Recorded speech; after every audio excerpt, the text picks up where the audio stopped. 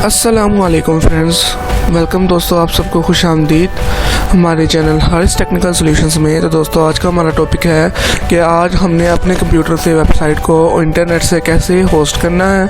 और दोस्तों आपको एक बात बता दूं कि जिस कंप्यूटर में मैंने यूट्यूब पर जितनी भी वीडियोस देखी हैं उनमें ज़्यादातर 99% लोगों ने जो सा है ना, या तो कई क्लियर इन्फॉर्मेशन नहीं दी है, या फिर उन्होंने जो सा है सिंपल लोकल होस्ट इंस्टॉल करके कह दिया कि आपका कंप्यूटर जो सा अब वेबसाइट होस्ट कर रहा है। वो तो लोकली होस्ट कर रहा है इंटरनेट पे वाइडली। आपका कंप्यूटर कैसे लोकल होस्ट के ऊपर जो सा है ना वीडियो हमारी जो वेबसाइट होती है उसको होस्ट करेगा, ये तरीका आज मैं आपको बताऊँगा। ठीक है दोस्तों, तो जब मैंने इन चीज़ों को सीखने के लिए काफ़ी स्ट्रगल किया है, तो मैं नहीं चाहता कि अब हर कोई इन चीज़ों को छोटी छोटी चीज़ों को सीखने के लिए इतना ज़्यादा स्ट्रगल करे। तो दोस्तों हमने क्या करना है कि सिंपल मेरी एक वेबसाइट है, ठीक है, तो ये लॉगिन पेज है उसका, ये रजिस्टर पेज है, ठीक है। इस वेबसाइट को मैंने अब इंटरनेट पे अपलोड करना है, इंटरनेट पे लोकली अपने कंप्यूटर से होस्ट करवाना है। तो दोस्तों इस वेबसाइट को होस्ट करने से पहले मैं आपको 2-3 बातें बताना चाहता हूँ। पहली बात तो एक जो जेन्युइन तरीका है वो यही है कि आप एक सर्वर ख़रीदें, वो भला आप VPS ख़रीदें, वर्चुअल प्राइवेट सर्वर, या फिर वर्चुअल शेयर सर्वर आप ख़रीदें, या शेयर्ड सर्वर होते हैं वो सस्ते पड़ते हैं, वो ख़रीदें। साथ एक डोमेन ख़रीदें, उनको उनके साथ लिंक करें। जो जेन्युइन तरीका आपकी वेबसाइट को होस्ट करने का वो यही है। आप अपने कंप्यूटर में होस्ट करेंगे तो आपको बहुत ज़्यादा प्रॉब्लम्स देखने को पड़ेंगी। उसके बाद आपको डोमेन अपने कंप्यूटर से लगवानी पड़नी है, वो बड़ा लंबा चक्कर है, ठीक है। चलो वो बात की बातें हैं, मगर पहले हम बात करते हैं होस्ट करने की। आपको एक स्टैटिक IP ख़रीदनी पड़ेगी, स्टैटिक IP एड्रेस, ठीक है।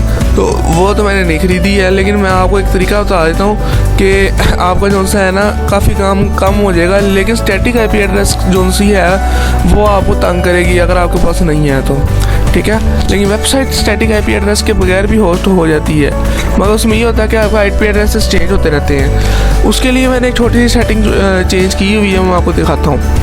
तो दोस्तों आपको ये वाली वेबसाइट होस्ट करने के लिए, अपनी कोई भी वेबसाइट होस्ट करने के लिए चंद बातों का पता होना ज़रूरी है। बात नंबर पहले एक कि आपके पास लोकल होस्ट होना चाहिए। मेरे पास जो लोकल होस्ट चल रहा है वो ये वाला लारागोन चला रहा हूँ। जैम्प हो गया, वैम्प हो गया, कोई भी लोकल होस्ट आपके पास चल रहा है तो हमारा गुजारा हो जाएगा। बात नंबर 2, हमें अपना IP एड्रेस देखना आना चाहिए। तो अपना IP एड्रेस देखना है हमने, CLS किया मैंने, तो ये मेरा सिंपल एक ड्राइव खुली हुई है, तो मैंने इसके अंदर अपना IP एड्रेस देखना है। तो मैंने लिखना IP config, सिंपल एक कमांड डाली, IP config किया, तो इसने मुझे मेरा IP एड्रेस बता दिया। IPv4 एड्रेस 192.168.0.10 और उसका गेटवे 0.1 पे है, ठीक है। तो आपको अपनी ना IP एड्रेस इसका सीक्वेंस समझना होगा। एक बात और है कि ये 0.0. में आ रहा है, 1.10 नहीं है, 0.10 है, तो 0.10 है। एक और बात, अब IP config हमने देख लिया अपनी। अब दूसरी बात जो ज़रूरी है, जो मेन है, वो ये है कि आपने जो सा अपने पहले तो मैं ये देख लेता हूँ कि मेरी IP एड्रेस पे ये वेबसाइट शो हो रही है कि नहीं, लोकल IP एड्रेस पे। तो मैं ये कुछ भी खोल के यहाँ पे ले लेता हूँ 192.168.0.10। तो देख सकते हैं जैसा कि आपके मैं जब अपनी लोकल IP एड्रेस अपने ब्राउज़र पे लिखता हूँ तो मेरा ये जो वेबसाइट है वो ओपन हो रही है। और ये क्यों हो रही है? क्योंकि ये मैंने जैम्प सर्वर पे अपनी वेबसाइट, यानी कि वैम्प सर्वर पे आपने अपनी वेबसाइट रखी होगी कॉपी करके, तो वो यहाँ शो होगी। दूसरा, अपनी वेबसाइट को कोशिश किया अगर C ड्राइव में ना रखना, किसी और ड्राइव में रखेंगे ताकि कल को विंडो उड़ भी जाए तो जो सा है वो आपकी वेबसाइट ना ख़राब हो। तो जैम्प सर्वर का अपने डायरेक्टरी पास जो सा आपने किसी और ड्राइव का देना है, क्योंकि ज़्यादातर लोकल सर्वर में जैम्प सर्वर में शो रहा है, तो इसलिए मैं बार बार जैम्प सर्वर का नाम ले रहा हूँ, लेकिन मैं लारागोन सर्वर का इस्तेमाल कर रहा हूँ, ठीक है। उसके बाद जो सा है IP एड्रेस पे जब आपका ये वेबसाइट शो होने लग पड़ेगी लोकल होस्ट पे, जो इसके बाद का हमारा काम है कि इंटरनेट पे पूरी दुनिया में आप कहीं पे भी अपने कंप्यूटर के IP एड्रेस डालें और आपकी ये वाली वेबसाइट ओपन हो। उसको हमने कैसे देखना है? तो इसके लिए आपको कुछ बातें समझनी पड़ेंगी जो मैंने पहले भी बताया। उसके लिए आपको अपने जो सा वाईफाई राउटर पे या फिर आपका जो मोडेम होगा, जिसको आप जो भी कह लें, उस पर आना होगा, आपको लॉगिन करना होगा। सिंपल टीपी लिंक का मेरा एक सादा सा घरों में यूज़ होने वाला जो सा राउटर है वो है, कोई इसमें ख़ास बात नहीं है। कोई पुराने वर्जन का ये टीपी लिंक राउटर है, ठीक है, कोई स्पेशल राउटर नहीं है ये, ठीक है। तो आपने क्या करना है, यहाँ पे सबसे पहले DHCP में आना है। DHCP दोस्तों एक ऐसी चीज़, एक ऐसा सर्वर है जो सा हमारे जितनी भी डिवाइसेस वाईफाई के साथ कनेक्ट होती हैं, भले वो कंप्यूटर है, भले मोबाइल है, टैबलेट है, लैपटॉप है, उन सब को एक लोकल यूनिक IP एड्रेस देता है। यानी कि अगर वो उनके पास IP एड्रेस है, फॉर एग्जांपल मेरे कंप्यूटर के ऊपर 192.168.0.10 IP एड्रेस है, तो मेरे दूसरे कंप्यूटर के ऊपर ये IP एड्रेस नहीं हो सकता। ये दोस्तों वीडियो जो सी है बिगिनर्स के लिए, जो पहले जानते हैं तो वो कमेंट करके ये ना बताएं कि हमें पहले पता था। DHCP जो सा सर्वर है वो एक IP एड्रेस जो सा है अलाउ करता है। तो DHCP सेटिंग्स में हम आके सिर्फ देखेंगे कि क्या कर रहा है। स्टार्ट IP एड्रेस और एंड IP एड्रेस, वो कह रहा है कि 192.168.0.10 से आपने IP एड्रेस देनी शुरू करनी है, आपने अपनी जितनी भी डिवाइसेस कनेक्ट होंगी, और एंड IP एड्रेस करना है 192.0.199, यानी कि तकरीबन 190 जोन सी हैं आपको डिवाइसेस लग सकती हैं, 90 सी, यानी कि 192.168.10 से लेके आपने जितनी मर्जी डिवाइसेस कनेक्ट हो, आपने 10 से लेके 199 तक आपने IP एड्रेस के करनी है। तो इन IP एड्रेसेस के बीच में से कोई नंबर चूज़ करना है, आपने कोई नया नंबर चूज़ नहीं करना।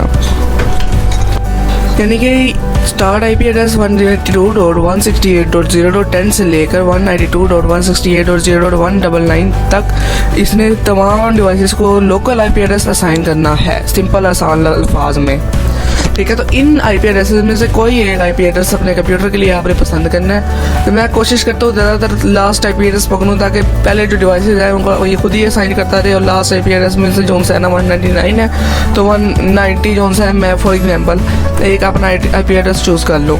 उसके बाद आता है DHCP क्लाइंट लिस्ट, इसने कितने क्लाइंट्स को कौन कौन सा IP एड्रेस दिया हुआ है। कुछ राउटर्स जो थे इतने अच्छे हैं, वो सारा कुछ बताते हैं, ये डिवाइस है, इसका नाम है, इसने ऐसे ऐसे किया, तो कुछ कम बताते हैं जो इन्फॉर्मेशन होती है।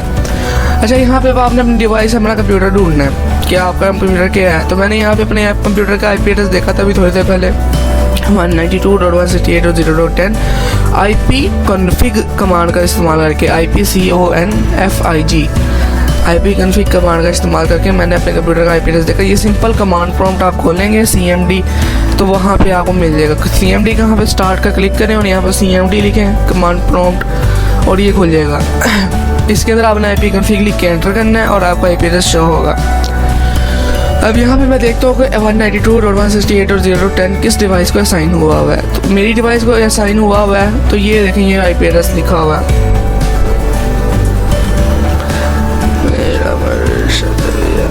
ठीक है, ये IP एड्रेस असाइन हुआ है। यहाँ पे अब आपकी डिवाइस का जो मैक एड्रेस है, ये जो यूनिक होता है पूरी दुनिया में, ये मैक एड्रेस आपने के काम की चीज़ है, ठीक है। मैक एड्रेस और IP एड्रेस, ये दो चीज़ें आपने कॉपी करनी है। इसके अलावा आपके जो क्लाइंट नेम है वो डेस्कटॉप SFL45U0 है, तो ये भी हम चेक कर लेते हैं, क्योंकि हमारे कंप्यूटर जाहिर सी बात है उसके अलावा और कोई डिवाइस कनेक्ट ही नहीं हुई कंप्यूटर वाली। तो डेस्कटॉप जो सा आपको जाहिर सी पता लग गया होगा, मैं कंप्यूटर पर वीडियो बना रहा हूँ, तो ये डेस्कटॉप जो सा है मेरा ही कंप्यूटर है। अब मेन चीज़ होती है कि हमने जब भी कंप्यूटर रीस्टार्ट करना है ना, तो ये DHCP ने हर बार इसको लोकल IP एड्रेस को जोड़ देना है। फॉर एग्जांपल अभी 192.168.0.10 है, तो नेक्स्ट टाइम भला वो 192.168.0.9 दे दे। तो वो जब IP एड्रेस चेंज करता रहेगा ना, तो हमें तो एक फिक्स IP एड्रेस चाहिए। लोकल IP एड्रेस में भी स्टैटिक IP एड्रेस होता है, और वर्ल्ड वाइड जो IP एड्रेस होता है ना, जो दुनिया में इस्तेमाल हो रहा है, वो भी, उनमें भी लोकल और स्टैटिक IP एड्रेस होता है, ठीक है। वेरिएबल जोन से होते हैं, दो किस्म के IP एड्रेस होते हैं। आपको पहले एक बात बता दूं क्लियर, आपको दो किस्म के IP एड्रेस से फेस करना पड़ेगा। एक है वो IP एड्रेस जो आपका रूटर आपको असाइन कर रहा है, और एक वो IP एड्रेस जो इंटरनेट वाला ISP के जो DHCP सर्वर होता है वो आपके रूटर को IP एड्रेस असाइन कर रहा है, ठीक है। ये दोनों हर वक्त चेंज होते रहते हैं। जब आपका रूटर रीस्टार्ट होता है तो आप सबके, आपकी जितनी भी डिवाइसेस हैं सबके IP एड्रेस चेंज कर देता है, चेंज करता है इस लिस्ट के दरमियान 192.168.10 से लेकर 199 तक, इस नंबरों के दरमियान में वो आपके नंबर चेंज करता है, ठीक है। और उसके बाद जब आपका इंटरनेट का IP एड्रेस आता है, भला किसकी बात कर रहा हूँ मैं इसकी बात कर रहा हूँ। जब आप गूगल क्रोम खोलें, यहाँ पे लिखेंगे माई IP, ये वो IP है जिसके थ्रू आपका कंप्यूटर पूरा एक्सेस हो सकता है, ठीक है। तो इस IP का जो सा है ना, ये अभी मेरी आई थी ये नीचे, व्हाट इज़ माई IP। तो ये IP जो सी है, इसको पूरा जो सा है ना दुनिया में हवा IP एड्रेस जो सा है वो ये वाला है 192.168.0.10 था। वो सिर्फ और सिर्फ मेरे रूटर तक एक्सेसिबल था, लेकिन ये पूरी दुनिया से एक्सेसिबल है। तो इसको अगर मैं कॉपी करके अपने कंप्यूटर में लिखता हूँ सिंपली, और मैं एंटर करता हूँ, तो ये मुझे कुछ भी रिटर्न नहीं करेगा, ये मेरा रूटर रिटर्न कर रहा है। देखें वो क्या कर रहा है कि इसने जो IP एड्रेस है वो मेरे रूटर को असाइन किया हुआ है। वो पूरी की पूरी डायरेक्ट कमांड भेज रहा है। क्या कह रहा है कि वो जो सा है वो रूटर का IP एड्रेस है, तो मुझे रूटर के ऊपर लेके जा रहा है। ये IP एड्रेस जब मैं डालता हूँ तो डायरेक्ट मेरे रूटर के पास मुझे लेकर जाता है कि मैं कुछ भी कहूँगा, क्योंकि ये IP एड्रेस मेरे रूटर को असाइन हुआ है, ठीक है। लेकिन मैं उसे कहता हूँ कि ये रूटर को कहे कि रूटर जी आप ना यही IP एड्रेस जो सा है ना, आपके पास अगर कोई रिक्वेस्ट लेकर आए तो आपने अपना व्यू नहीं दिखाना, इसे मेरी वेबसाइट पे ले जाना, यानी मेरे कंप्यूटर पे रीडायरेक्ट कर देना आपने। उसके लिए मैंने इसको कहना है कि आप जो सा है ना एक और बात इससे पहले, क्योंकि हर वक्त मेरे कंप्यूटर की IP एड्रेस चेंज होती रहनी है, लेकिन मैंने तो रूटर को एक ही IP एड्रेस बताना है कि यार इस IP एड्रेस पे आपने जाना है। तो उससे पहले हमें अपने कंप्यूटर के अंदर लोकल IP एड्रेस जो सा होता है उसे स्टैटिक IP एड्रेस में बदलना होगा। उसके लिए आपको अपना मैक एड्रेस कॉपी करना है। स्टैटिक मतलब जो चेंज नहीं होता। Ctrl+C कमांड लगा रहा हूँ क्योंकि मेरा राइट क्लिक नहीं हो रहा, Ctrl+C कॉपी करने के लिए। स्टैटिक IP एड्रेस का मतलब ये होता है कि आपके IP एड्रेस अगर एक दफ़ा लग गया तो वो कभी चेंज नहीं होगा, आपके सिर्फ कंप्यूटर के लिए, बाकी सबको वो IP एड्रेस बदल कर देता रहेगा। जैसे ये नीचे सबसे नीचे एक एंड्रॉयड डिवाइस है, ठीक है, ये वाली, तो इसका IP एड्रेस जो है मैंने परमानेंट किया हुआ है, परमानेंट लिखा आ रहा है, लेकिन मेरे वाले में टाइम लिखा आ रहा है। जब मैं अपना IP एड्रेस लगा के रूटर रीस्टार्ट करूँगा तो मेरा भी यहाँ परमानेंट लिखा आ जाएगा, ठीक है।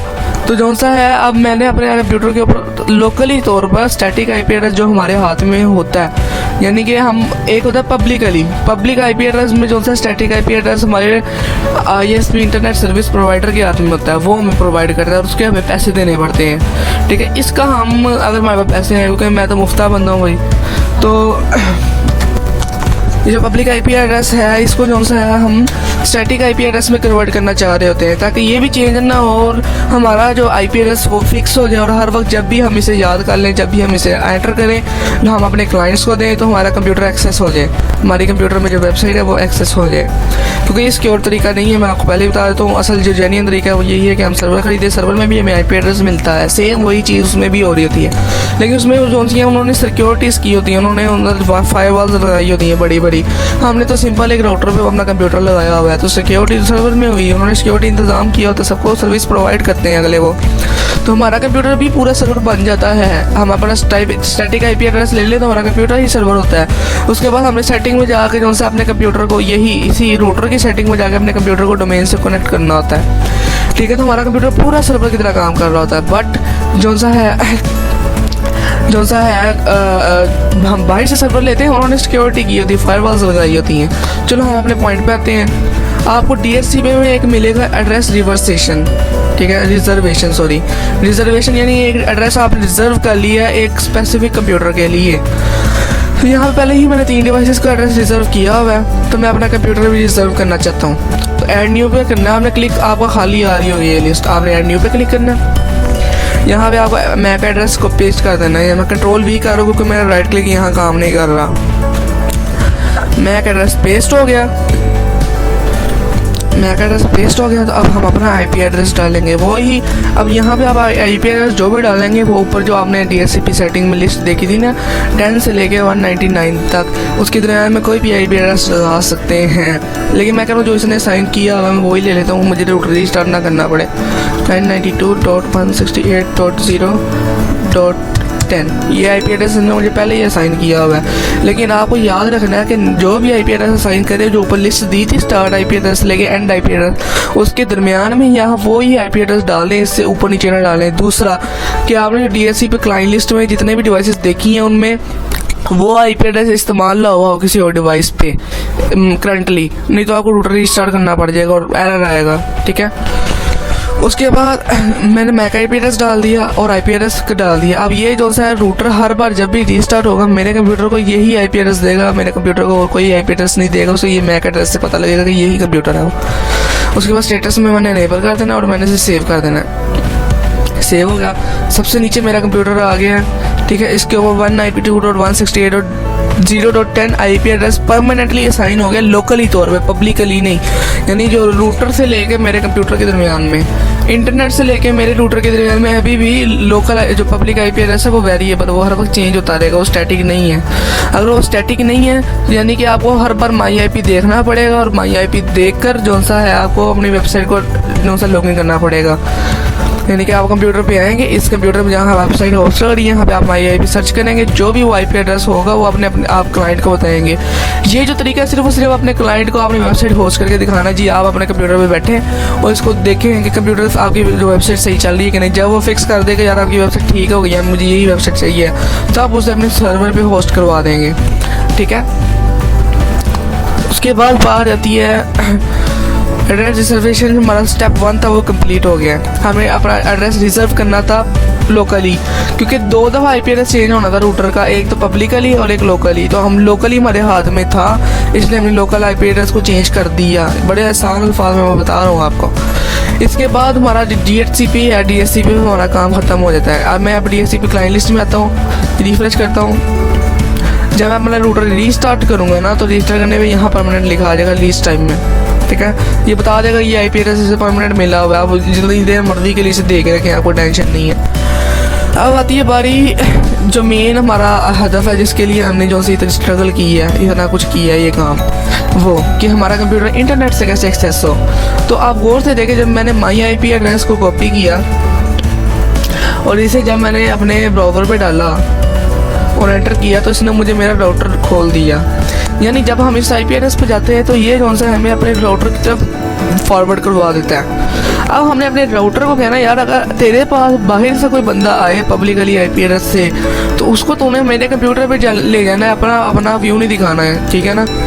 तो उसके लिए हमने फॉरवर्डिंग पे आना है। फॉरवर्डिंग का मतलब आपको नाम समझ आ गया होगा इसका क्या मतलब बनता है। फॉरवर्डिंग फॉरवर्ड कर देगा, जो भी आएगा उसे फॉरवर्ड कर देगा। उसके लिए आपको फॉरवर्डिंग में आना है। आपके राउटर में जो सा है नेटवर्क में भी ऑप्शन हो सकती है, ठीक है ना। मेरा रूटर ज़रूरी नहीं है कि TP लिंक में, अगर मैं फॉरवर्डिंग में जाऊँ तो आपके फॉरवर्डिंग ही लिखा होगा। आपको मेन चीज़ जो ढूंढनी है ना वो है DMZ, ठीक है। आपको पूरे राउटर में एक एक करके ऑप्शन ऐसे खोल के चेक कर लें भला। ये खोला है वैन लैन IPTV मैकलोन वायरलेस खोला देते हैं।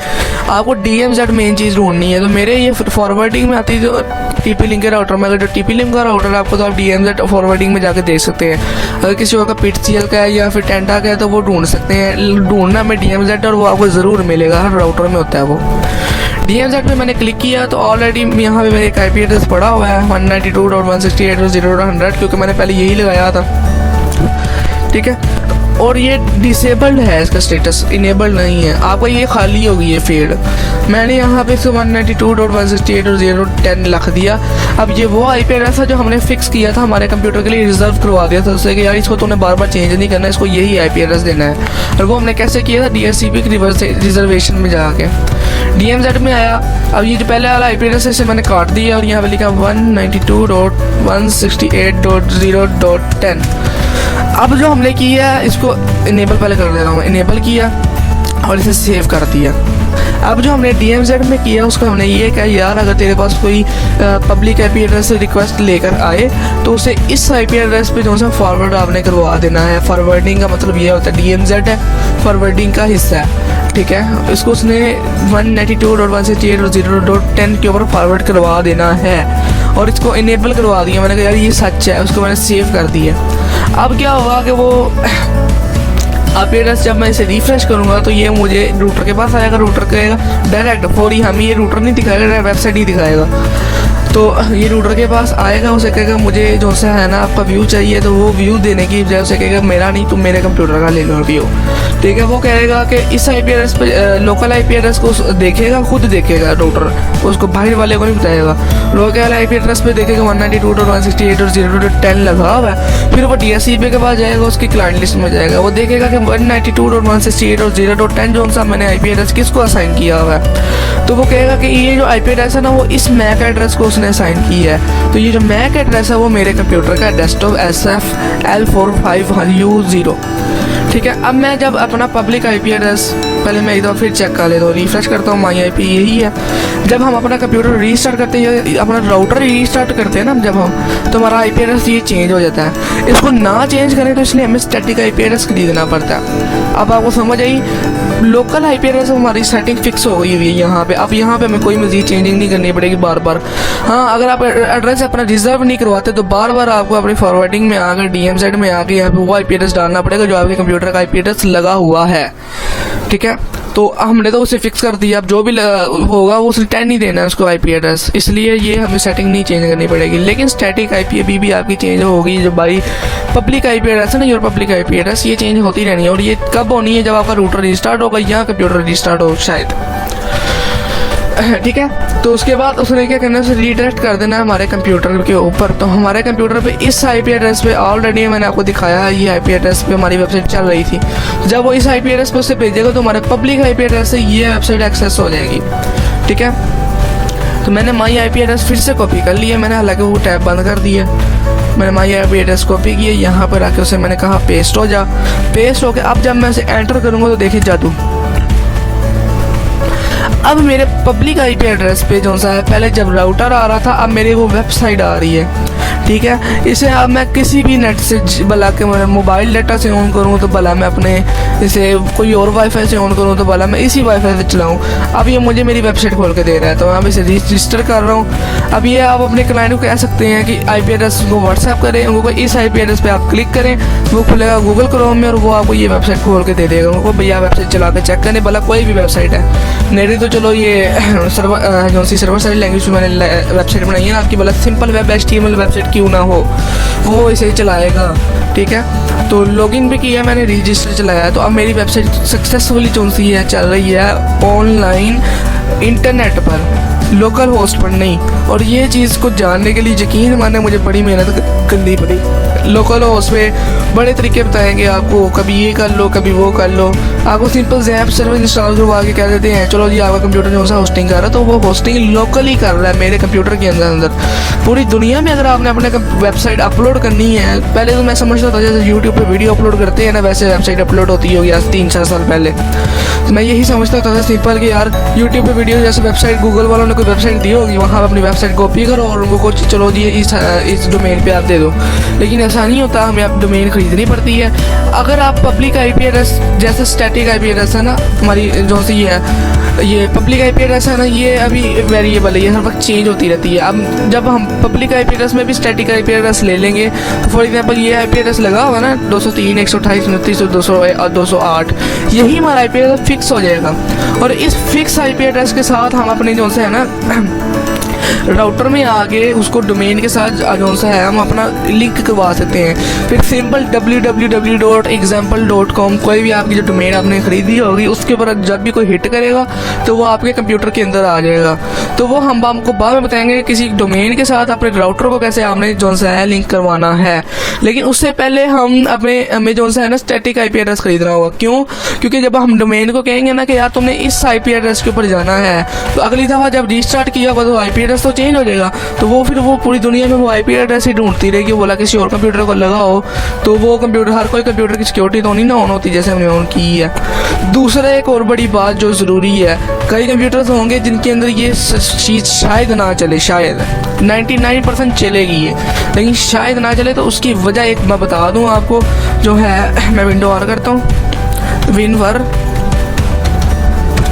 तो जो मेरी विंडो है वो विंडो 10 प्रो है। ठीक है, ये देखिए विंडो 10 प्रो इंस्टॉल की हुई है मैंने। आपको विंडो 10 प्रो होनी ज़रूरी है क्योंकि विंडो 10 प्रो में ही वो सारे होस्टिंग के फंक्शन मिलते हैं। होम में, एंटरप्राइज में या फिर कोई और बेसिक में, कोई भी विंडो में इतने ज़्यादा फंक्शन नहीं होते हैं। अगर आपके नहीं चल रहे हैं तो ये ज़रूर चेक कर लीजिए कि आप विंडो 10 प्रो ही इस्तेमाल कर रहे हैं या 7 प्रो इस्तेमाल कर रहे हैं। प्रो होना ज़रूरी है, प्रोफेशनल विंडो जो सी आपको चाहिए इस काम के लिए, क्योंकि प्रोफेशनल जो होता है कारोबारी विंडो, तो कारोबार जो से हैं वो इसी तरह होते हैं कंप्यूटर पे। तो हमारी वीडियो अगर आपके लिए हेल्पफुल हो तो हमारे चैनल को सब्सक्राइब करें। मज़ीद वीडियो का इंतज़ार करने के लिए आपको नोटिफिकेशन मिलता रहेगा। बहुत बहुत शुक्रिया। अल्लाह हाफिज़।